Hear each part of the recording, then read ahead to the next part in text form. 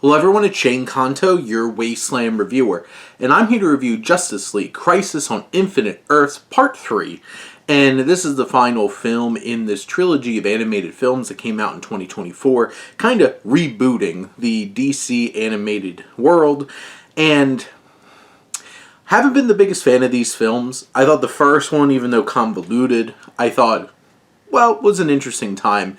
I thought the second piece felt so much like a second piece, that to its detriment, and honestly, this really feels like the third part of something, in not a good way. It basically just has three pieces to it.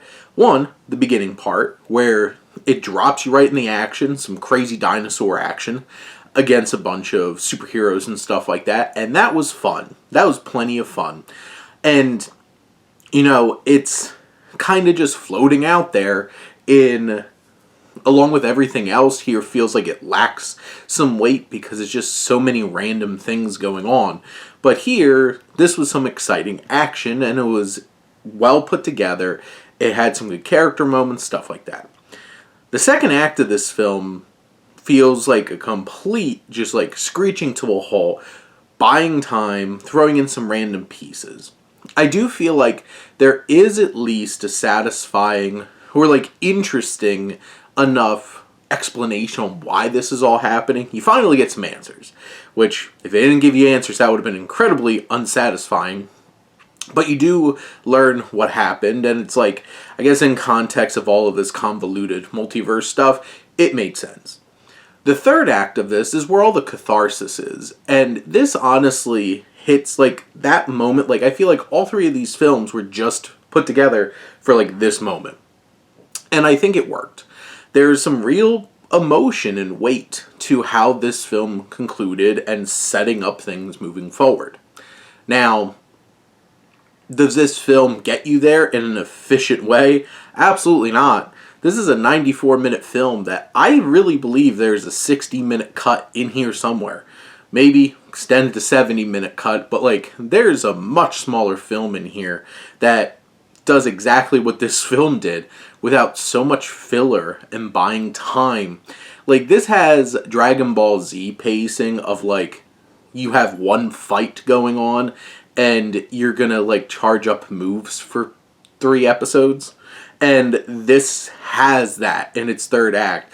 And at this point, the Anti-Monitor is a really uninteresting antagonist. It's just like giant figure with no personality or anything. It's just like, it's gonna destroy worlds, and then it's just like a giant blue cloud that's like coming in and just erasing things. This does the same exact thing that Flash movie did in terms of like needless, obnoxious, like winking at the audience. It's like, hey, we all know you love these versions of these characters, and it throws in a whole bunch of cameos. It's just like, this world is dying, cut to that world, and it's just like, oh, it's that one. And it's just like, it felt so shoehorned in and everything. And I understand, like, it's trying to show, like, oh, this has some real weight. This is, like, destroying the worlds we cared about because we liked all these animated series. But after a while, you're just like, this just feels cheap. I feel like this film at some point winds up really focusing a lot, like Lex Luthor becomes a big part of this, and Corey Stoll is fantastic as Lex Luthor in this. It makes me kind of sad that, like, he basically played a watered-down version of Lex Luthor in Ant-Man, so I don't think he would ever get cast in this, in like an actual live-action DC world as Lex Luthor. But I think he'd do a really good job. I thought he did great here.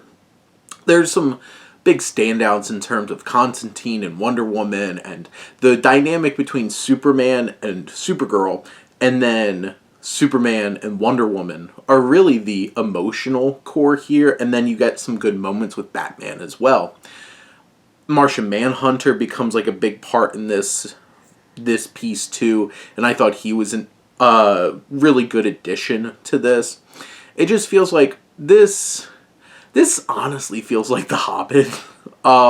In terms of like, there is a more condensed story here that they just stretched out so that they could have like 3 around a little bit over 90-minute animated films to play out, and it really didn't need that. This could have been so much leaner, and at the end of the day, It has some interesting catharsis at the end and opens up some doors to what they're planning on doing after this for DC's animated world. But honestly, I don't know if it was worth watching all three of these movies unless you're like a die-hard DC fan and you just want to watch all the characters, or it might even frustrate you because just how mishmash and thrown together this is.